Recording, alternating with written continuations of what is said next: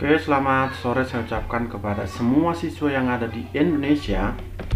Kali ini kita akan belajar kimia untuk khusus kelas 12 IPA tentang sifat koligatif larutan. Nah, sebelum masuk ke sifat koligatif larutan, kita bahas dulu tentang kadar zat. Nah, langsung yang pertama kita bahas adalah molaritas. Dilambangkan M yang besar ya. Kalau kita artikan, molaritas adalah banyaknya mol zat terlarut dalam 1 liter larutan. Ini harus pas dia 1 liter larutan, bukan 1 liter pelarut ya. Nah, ini rumusnya. Molaritas sama dengan massa zat terlarut dibagi dengan massa molekul relatif ya, atau massa molar kali dengan 1000 per volume. Nah, ini dia. M massa zat terlarut satuan gram, massa molar gram per mol, volume satuan mililiter. Ingat bahwa 1 molar artinya 1 mol zat terlarut dalam 1 liter larutan. Itu dia. 1 molar berarti 1 mol zat terlarut dalam 1 liter larutan. Ya, sampai sini paham ya anak-anak ya. Oke, langsung soal kita coba nih. Nomor 1. Nah, perhatikan soalnya. Ini 200 cm kubik air dicampur dengan 150 cm kubik etanol. Jika massa jenis air dan etanol 1 gram per cm kubik dan 0,8 gram per cm kubik, maka berapalah massa larutan? Oke. Nah, ingat bahwa massa larutan berarti massa zat terlarut tambah massa pelarut. Berarti nanti massa dari si etanol kita tambah dengan massa air. Nah, untuk mendapatkan massa masing-masing berarti tinggal kita kalikan volume kali rho-nya. Ya. Tuh. Massa air dulu kita cari. Berarti 200 kali rho-nya 1, hasilnya 200 gram. Etanol massanya berarti rho kali volume berarti 0,8 kali 1 150, hasilnya 120 kan, 120.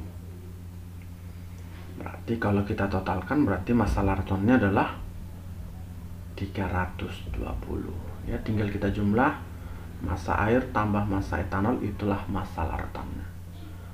Berarti hasilnya adalah 320 gram. Si gampang ya.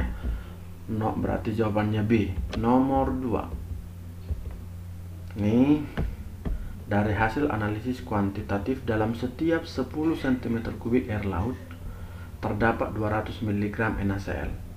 Jika massa jenis air laut sebesar 0,95 gram per cm kubik, maka tentukanlah volume air dalam air laut tersebut.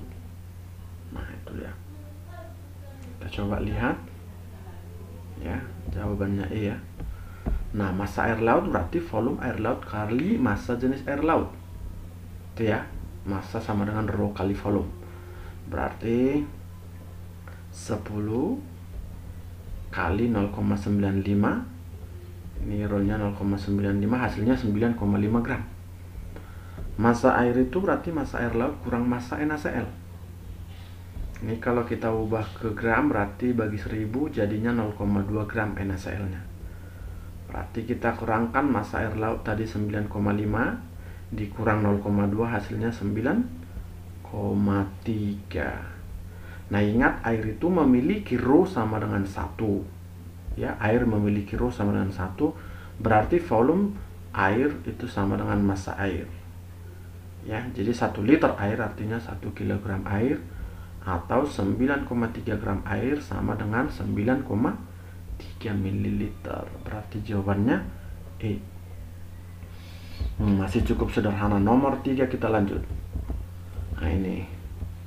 Dari 1 gram NaOH akan dihasilkan larutan NaOH 0,25 molar sebanyak. Oke. Berarti kita cari volume.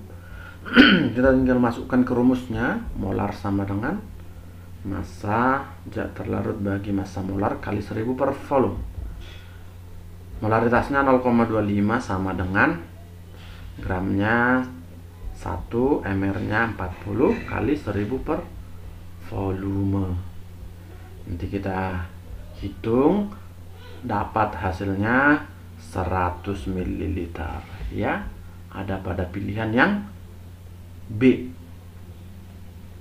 Oke, masih sederhana juga ya. Nomor 4. Oke, suatu larutan CaOH2 kali 10% massa mempunyai massa jenis 1,48 gram per mili. Maka konsentrasinya dalam bentuk molaritas. Nah, ingat, kalau di dalam soal ada persen berat sama massa jenis, maka nanti molaritas itu kita buat persen berat kali massa jenisnya kali 10 bagi dengan MR-nya.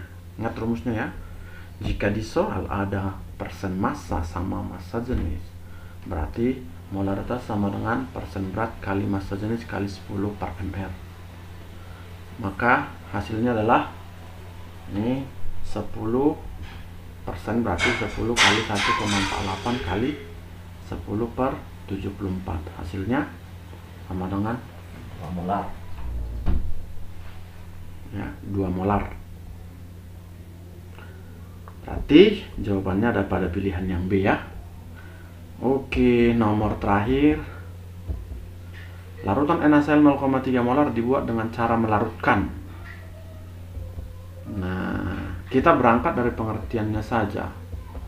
Molaritas itu kan berarti banyaknya mol zat terlarut dalam 1 liter larutan.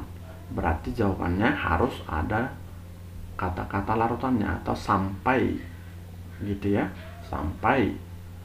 Ini kita lihat gram air, kilogram air, liter air, itu semua pelarut. Tidak boleh jawabannya berarti A, B, C, D itu salah.